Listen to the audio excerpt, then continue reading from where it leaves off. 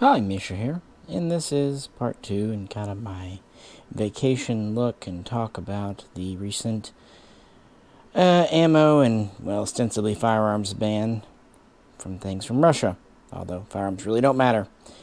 In the first part, looking at the past, we talked about 545 by 39 and kind of where it might go and the situation with the sanctions themselves.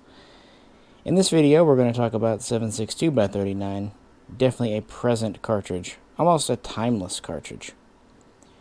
Originally developed in the Great Patriotic War, World War II, this was first 7.62 by 41, and yes, it was certainly based on and inspired by 7.92 by 33 Kurz from Germany, but in a lot of ways a superior round.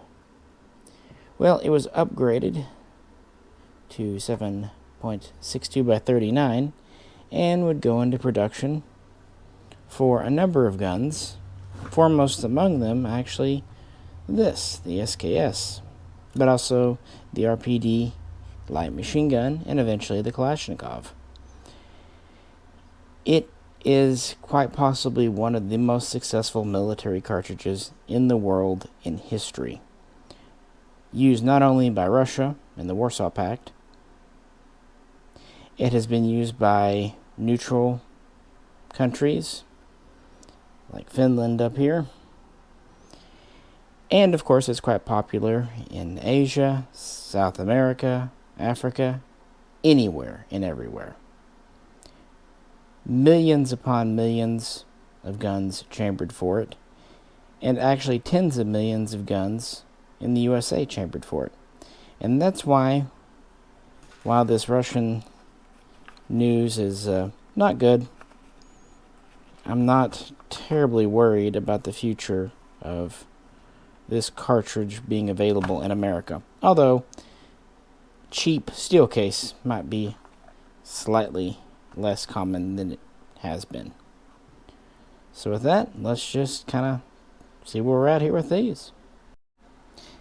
And before we get started, if you could, please do like, share, and subscribe, and be sure to check out some of our older videos, because, again, this is a vacation thing I'm just doing while we edit new stuff and get to the range when it cools off, but it seemed like something worth addressing. And if you'd like to help support the channel, do please check out the link to the Patreon in the description. So I picked these for just because, really. But I do have reasons, and I could have chosen quite a few guns just out of my collection, and you probably have even more. This is not just ubiquitous around the world, but in America. But it wasn't always that way. Here's my Finnish M62. This was chambered for 7.62 by 39. And was imported in the late 60s, early 70s, and was quite the flop because this cartridge was hard to get then. And when you could find it, it was often called 30 caliber short or 30 caliber Russian short back then. It was very expensive. That's actually why the next Valmets to come in, the M71, were in 223, 5.56. And then even with the M76, when they did import some in 7.62 by 39, they mostly relied on 223 and 308. Ammo was still very hard to get until these came around, Chinese guns. At the same time, actually just a year before, we also had Egyptian AKs, but the Chinese were the first to really bring over affordable ammunition to feed these hungry critters. They brought over several AKs, and they brought over many SKSs. So they had the ammo, they had the guns, and finally prices dropped in the mid and late 80s. And this would even survive the 1990s, the sanctions against China, but that would put a damper on 7.62 by 39. When Chinese guns and ammo were sanctioned in 94, well, people were wondering what the future would be. Luckily, that was about the same exact time that Russian stuff was starting to come in, plus all kinds of stuff from the former Com bloc in Eastern Europe. So that kind of took over where the Chinese left off, and inexpensive ammo, both surplus and new, has been flowing in ever since. Everyone has used 7.62x39, except for some countries that just used 7.62 NATO 308. But, Poland, Hungary. The thing about 5.45 from the previous video, a lot of countries didn't adopt it, but they did adopt this cartridge. And it's a very popular cartridge because, 5.45 can easily be substituted for 5.56. You might argue this one's slightly better or that one's slightly better, but for a military like, say, Bulgaria or Poland, they're going to look at the two and they're going to drop 5.45, replace it with 5.56 to be compatible and be able to operate alongside NATO. But 7.62x39, this feels kind of an interesting in-between role and does something that few, if any, other cartridges can, at least effectively. This here is just a good intermediate cartridge. 5.45 and 5.56 are very specific in their roles and they do them quite well. But this is good at medium to short ranges, and it's good for blowing through light cover, light vegetation. That's actually why Finland never went to 223 or 5.45. They continued using 7.62x39 because it works well in their environment. At least that's their perception. China never went to 5.45 and really kept using 7.62 up until finally they went to their new 5.8 cartridge, which, as you can tell, is kind of in between.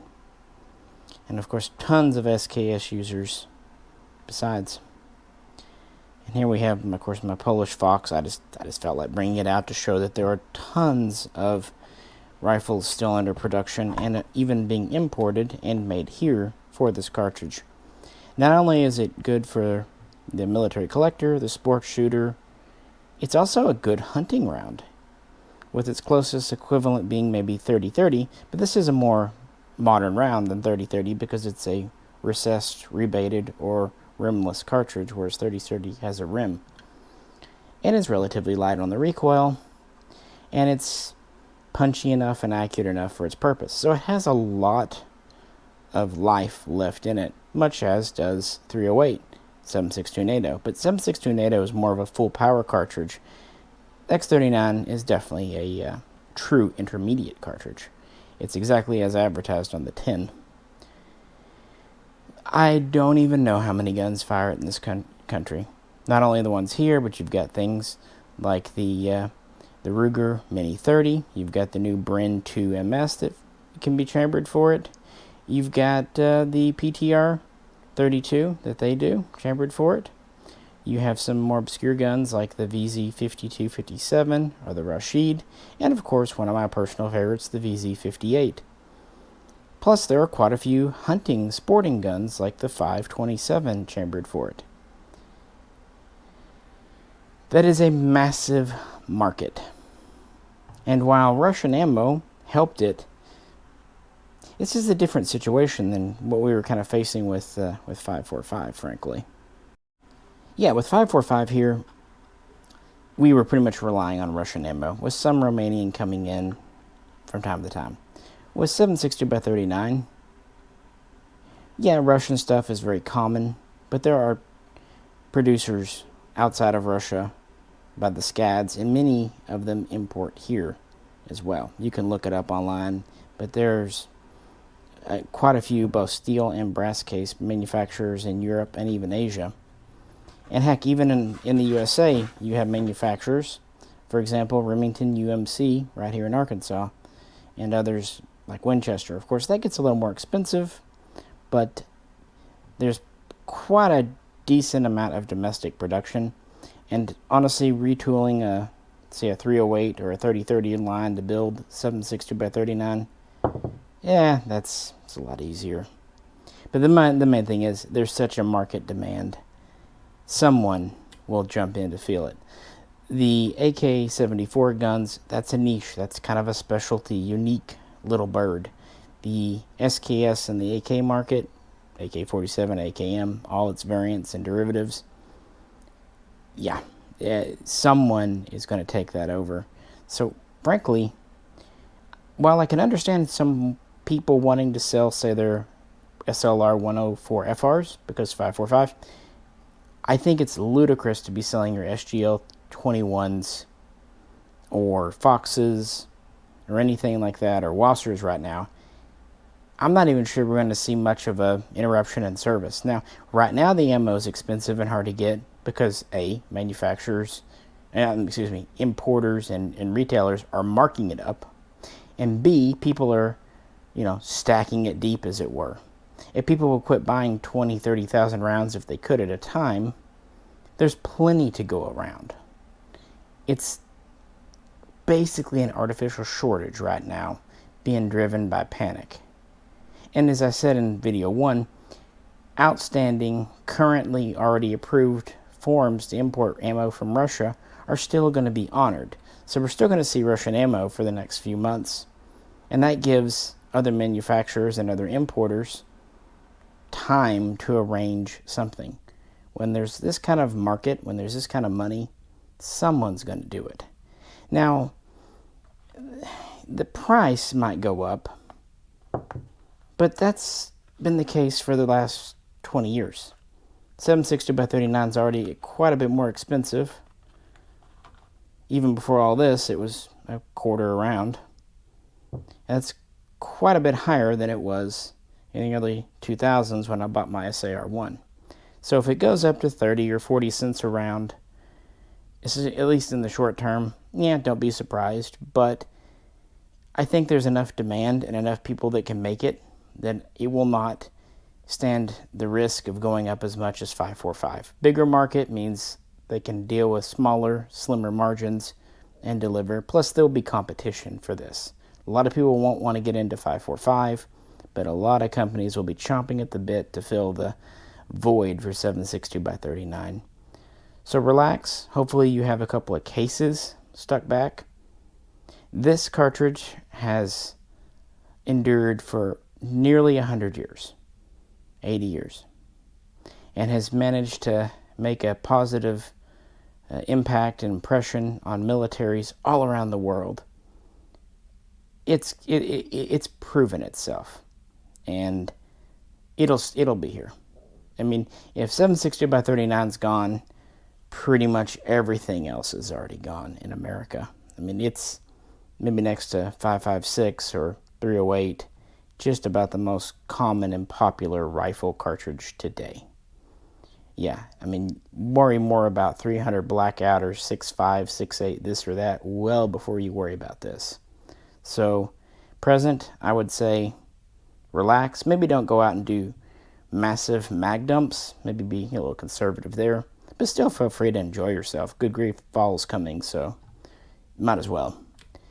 Just, be mindful of your stock, and if you see a good deal, pick it up. But otherwise, just hold out, wait it out, and while it may never be $200 a case again, it'll get down, and we'll get new manufacturers, and, you never know.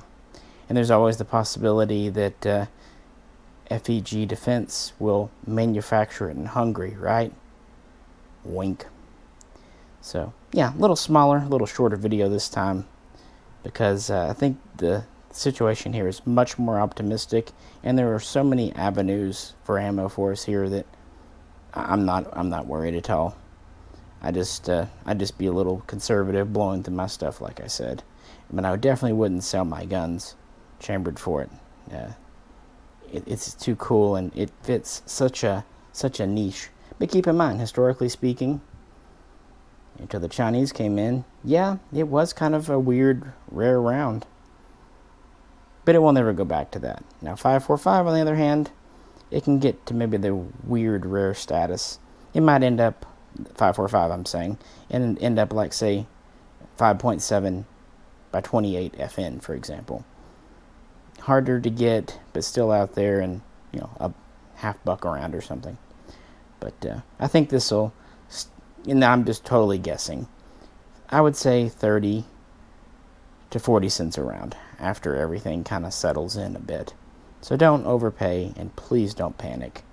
We'll be alright, guys. But this is kind of the present, the tried and tested AKM, AK-47s.